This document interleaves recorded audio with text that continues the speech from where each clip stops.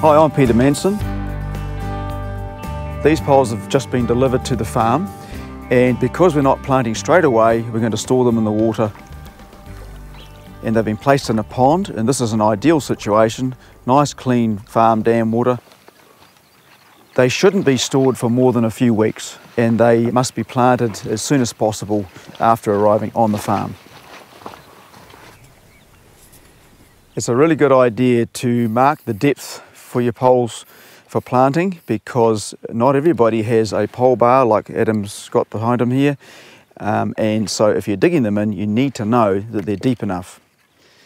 The bottom part of the pole is actually the anchor of the pole. The roots actually grow out very close to the soil surface, so they need to be thumped in nice and deep. And in this case, Adam has marked them around about 800 millimeters from the base.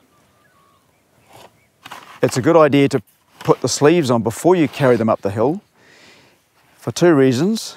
One is if it's a windy day, they'll blow away if they're on their own. And the second reason is that for the kind of planting method that Adam is using, the pole bar, you'll see shortly that when he thumps the pole in and the thumper hits the top of the sleeve, he knows that it's fully in the ground. We're looking at gully planting here, and Adam is about to place your poles for best effect to control any potential gully erosion. So he's going to put them generally to the sides, and that is to allow the roots to grow into the gully rather than place a tree in a wet area where the tree will never develop its roots properly and there could be long-term problems.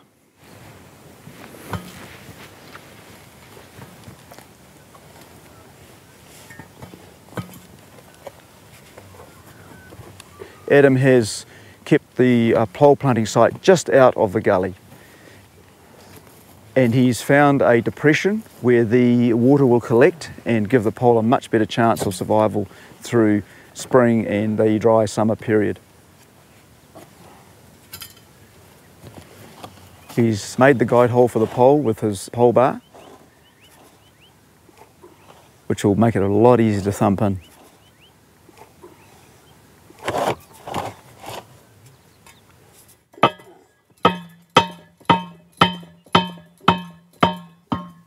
He's checking that the pole is upright, and he's almost got the thumper to hit the sleeve. He's just a few centimetres away from it, so that is plenty deep enough for this job.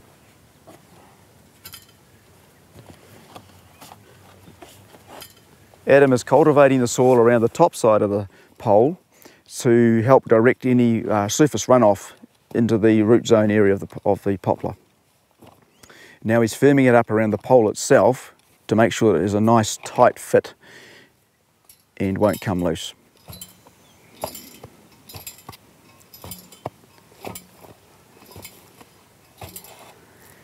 These poles can still come loose later in summer and still may need more firming up. Cattle like to rub on these poles. If we can apply a Dynex protector, they tend to keep well away. So in this case, and on all farms where possible, we will use this special pole sleeve for protection. This will also deter goats and sheep and most other pests. These sleeves are recyclable, and they peel off as the pole grows down through the zipper, as you can see, and doesn't allow the pole to grow to its full potential.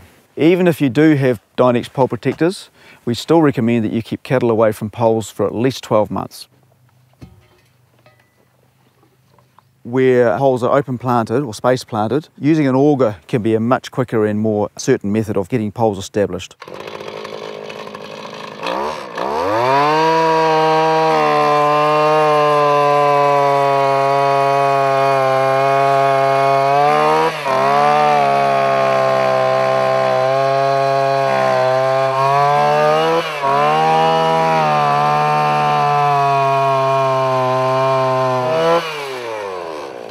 So we expect very good results from this style of planting.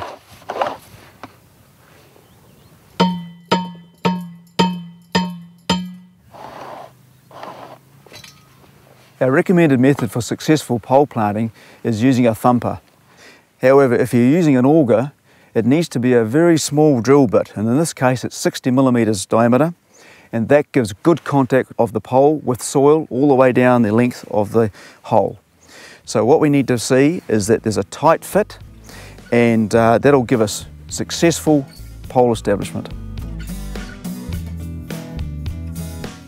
For successful pole planting, there's three main things to remember. Firstly, choosing the right variety for the job you have at hand. Secondly, choosing the best site for pole survival. And the third thing is to make sure you've used a good planting method.